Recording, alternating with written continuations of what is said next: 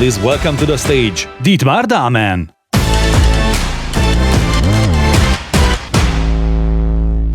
Hello everybody, I'm super excited to see you here in Budapest. I'm excited to know that you're at home watching this, and we're gonna change the world because we need to change the world. The year is 2022 and it looks like a Mad Max movie. There's actually global warming that is changing life as we know it. Today we see flooding, wildfires and droughts all happening at the same time. Glaciers are melting, oceans rise, viruses emerge. As a small group of heroes, most of them here today, most of them here in this room in Budapest, some of you at home, gets ready to fight back and save the world. Welcome, Startup and Innovation Day. Welcome, heroes of tomorrow. Welcome to all of you in this room who are heroes and fight for a better world. Thank you very much. This is awesome. Yeah, big applause to yourself. So I talked about heroes because our world needs heroes. So we have to ask ourselves, what makes a hero? We heard that people are important, team, that the members, the human element is important. So let's look at what human elements heroes have. Number one, heroes love problems. Batman doesn't run away from a problem. He actually sits on top of the city looking for problems. And when there's a problem, he says, I see a problem. I will go there. I will fight this problem. Most of us run away from problems. We see a problem and we say, oh no, there's a problem. I don't want to see the problem. We actually think that problems are like this. Problems are dangerous. But to a hero, problems are fun. Problems are great things, and problems are fun for real. I know that there's a lot of investors in this room, and a lot of investors probably have money, and the people with money do what? They play golf. And if the job of playing golf were to take the little ball in your hand and walk over the grass and put the ball in the hole, that would be really boring. It would not be a sport at all. It's only fun because you add the problem. You say, yes, you have to put the ball in the hole, but you can only use those sticks. That's the problem. And if you're a startup, you might not play golf, but you might play basketball. And basketball is only fun because the basket is high. If the basketball were low and the job is to just take a ball, go to the basket and go boom, how boring. So the basketball is high, the basket is high, you have to dribble, which is even more complicated, and there's an opposing team. So problems make things fun. Love problems, really, really good. Number two, problems inspire. Problems help us focus on things and think much more clearly than without a problem. If I invite you now to just think about, say, inventing a shoe, just invent any shoe you want. You might have very different concepts of what a shoe is like, and you all think about a shoe. Now I add one problem, and I say this particular shoe should be a shoe for jogging in the city, an urban running shoe. And all of a sudden you know, oh, those are not good, but those are great. Those are really good shoes. And then I add another problem, and I said it should be an urban running shoe for running in the night. Running at night. And then you go, oh, running at night, how cool. I touch a light. It would be really, really good if you run, pam, and there's energy, and then the shoes shine you away. And I said, yeah, but you want to run in secret. Nobody should know that you're running. No light. Adding another problem now focuses your brain even more, and you might come up with really creative ideas, like, for instance, geo-tracking in shoes that are linked to your geo map and that might vibrate when you need to take a turn or something like that. Adding problems focuses your mind, and adding problems inspire. Fantastic. Next things problem really do, and that's why I love problems. Problem gets stuff done. If you don't have a problem, you always postpone.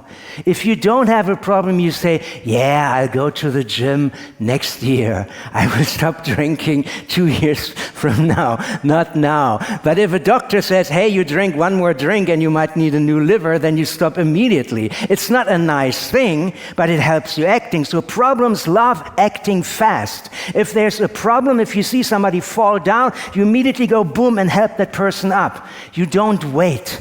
You do not do what problems really hate, is what I call the analysis paralysis. The analysis paralysis is if you go, oh my God, somebody fell down. Someone should maybe help them. How could we help them? Does anybody have a phone? Does anybody can call somebody? No, you don't do that. You act immediately. Problems are great and they increase the power of acting, and that is good. And why do they increase the power? Because a problem, as I said, is not pleasant. The doctor says you have to change your life. It's not a pleasant thing. It actually increases pain.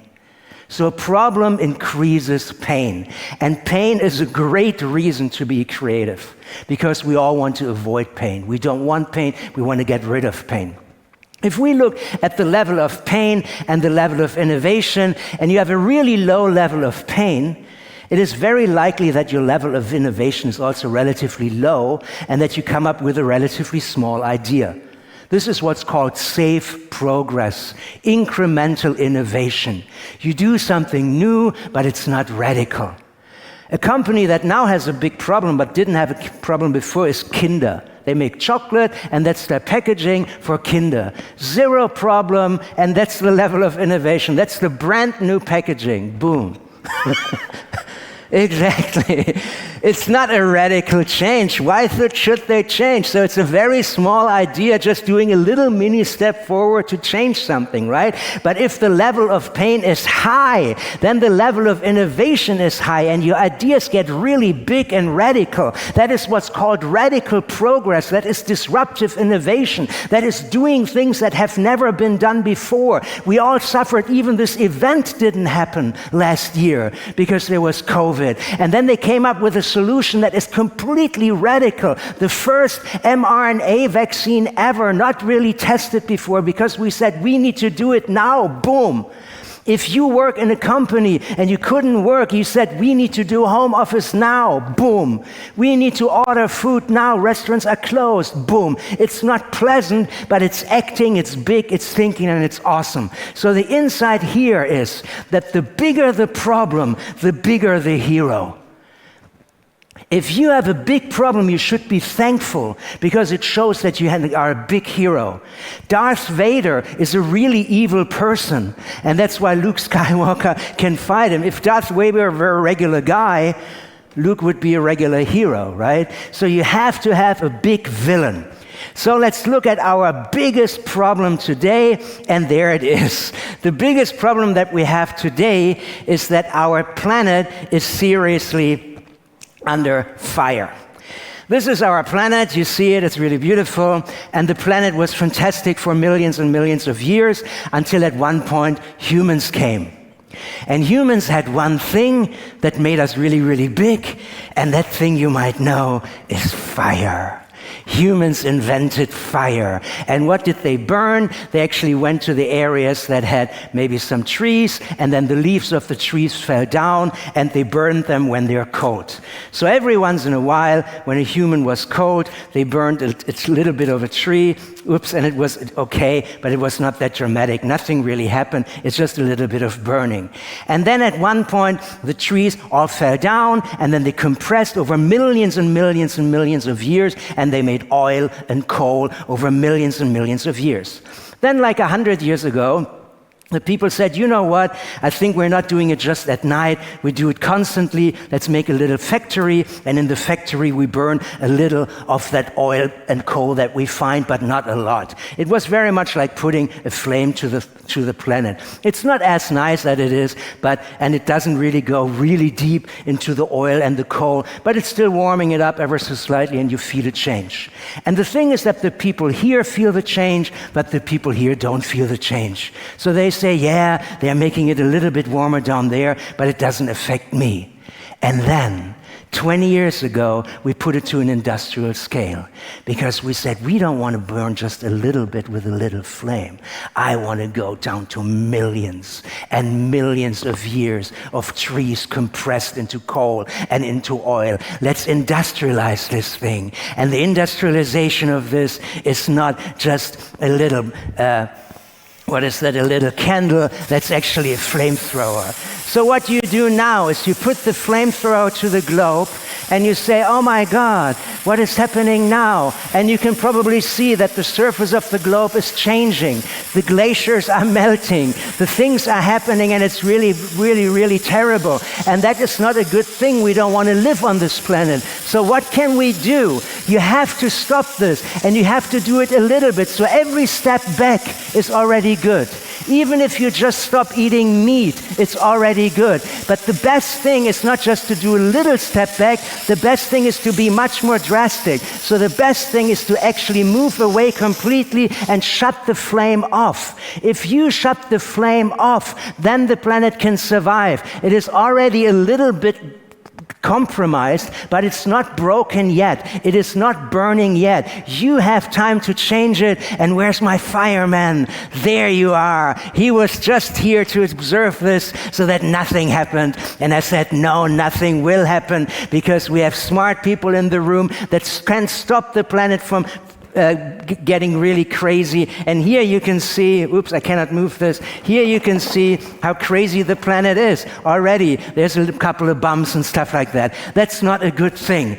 The problem here is that the Earth is burning all the fossil fuels that's hundreds of millions of years old in a single year, and that we created this ourselves. We caused all these problems that you can see here on the monitor ourselves. We are responsible for that. And if we continue like this, we are doomed. So we need to change that. And in order to change that, we need new concepts. We need new actions. We need new solutions. And obviously, we need new heroes. We need a new kind of hero. And I hope that those heroes are in this hall or at home. If you are watching, become a hero that saves others. Heroes saves others. Heroes are there to help you. Heroes are there to help the planet. They don't help themselves. They help you even if you are a cat, or if you are a dolphin, or if you are a river, or if you are a tree. They don't put themselves in the center, they put the problem in the center. They put your needs before mine, your wants before mine. And the market today, just like you said, the camel is winning because the market wants sustainability. This is not a very data-oriented talk, but a little bit. The popularity of Google searches for sustainable products in shopping exploded in 4 years, from about below 10% to almost 70% between 1960 and 2020. People are looking for eco-friendly products. So if you have any products like this clicker, but in eco-friendly, people will love it. If you have toothpaste, but in eco-friendly, people will love it. If you have anything but eco-friendly, it's a sales point that will make you rich and will help save the planet. People look for eco-friendly products. Most customers prefer eco-friendly products. I choose products with a traceable and transparent origin, almost 60% throughout all the age groups. I buy from companies that are conscious and supportive of protecting the environment, 60% all age groups. I intentionally buy items with eco-friendly packaging or less packaging. I buy biodegradable and eco-friendly products. When shopping for products, I check the labeling to make sure that this is good. People are interested in that and prefer eco-friendly. And finally, people want you, the startups and the investors and the company, to do it for them.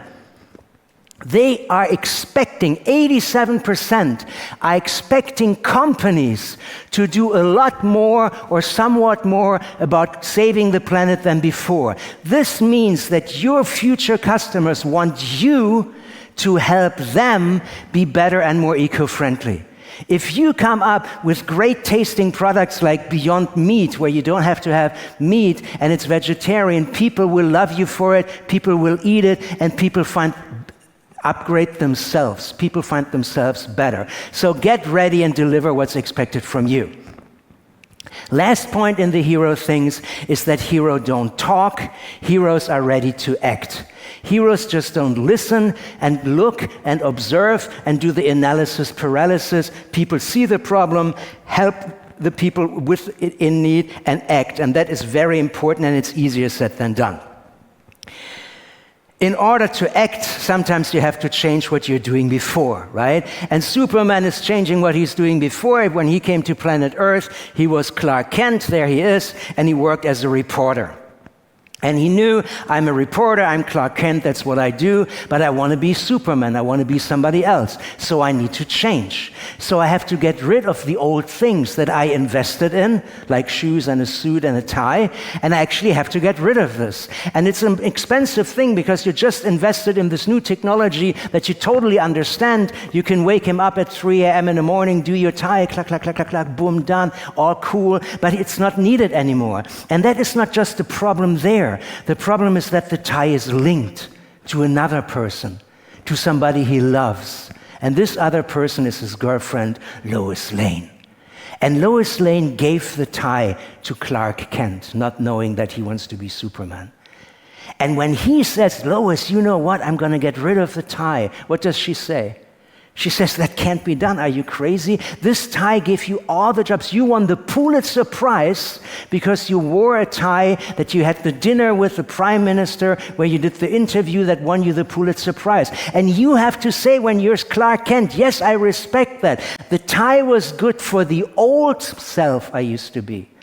The tie was great when I wanted to stay and be Clark Kent and work as a reporter, but I don't want to do that anymore. I want to do new things. I want to become an action hero. I want to become a superhero. And Superman knows decisions are like travel. It's not about where you are. It's about where you want to go. It's about where you want to go. So if you are a startup and you don't have money yet, don't cry that you don't have money yet. Have a vision and say, that's where I want to go. And then you say, I want to be Superman, and then I need to change into Superman. I have to act like Superman, and I'm going to do it. And he does it, and he does it fast. Bam, bam, bam. He changes, whoop. He doesn't change, bam.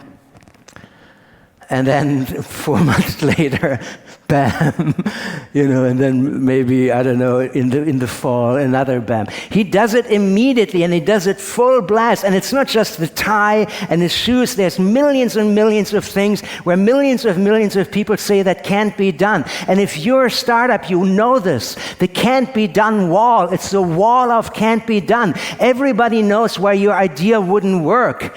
But it's not about the world before the wall. It is also about the world after the wall, behind the wall. So don't think, oh my God, I'm miserable, nobody likes my product, the prototype is collapsing constantly. Think about where you want to go. Where do you want to go? And if you say, I want to go behind the wall, then give it everything and do that fast. Create a breakthrough technology and break through that wall, bam, and then it doesn't say can't be done, then it says done. And then you did it, and it's fantastic. And we all know that the world behind the wall is a little bit dirty and messy. In front of the wall, nothing happened, right? It's clean, everything is cool. You break through the walls, there are rocks, there's rubble, there's stones, and the first steps don't work. The app collapses. The robot drives in crazy areas. The food doesn't taste good yet. The mix isn't great yet. That's normal. The first step behind the wall are always painful. You always see the chaos. But if you keep walking, you will come to the world behind the wall, which is bigger, which is a new market. And in your case, it's not just a new market, it's also a greener market. It's a happier planet. It's a much more fantastic world. And then you look back to the years that you struggled, and you look at the new world that you found, and you say, my God, this is awesome, this is totally great, and you are happy. And yes, it is actually a tough thing to do it, but the world behind the wall is much better than before. It is tough to break through the wall. There is a lot of struggle. There's pain, but man, it's worth it. The change will make you strong, and the change will make you into superheroes. Do I have another 3 minutes? Boom. Yes. So change is really good, but sometimes we fear change because we are taught to stay on the path and don't change. We learn that the path is safe. We learn that the path is straight. That's where I want to go. We learn that the path is predictable. If you do this, then this will happen. But that's not true in the startup world, and that's not true in our world anymore. We have to expect the unexpectable. Nothing is more dangerous than assumed safety. Stuff will not work out all the time. Staying on the path is not a great thing. Change your idea when you're a startup. You have to actually go with the flow. If you stick to the original plan after you learned new things, it will not be good because the wolf will eat you. Change the things. Deviate from the path. Break the rules. Rules are what we break. The memorable never emerged from a formula. So have a very unformula evening today. Be crazy, be creative, meet other people. Dare to actually push through the walls and save the planet. Thank you very much.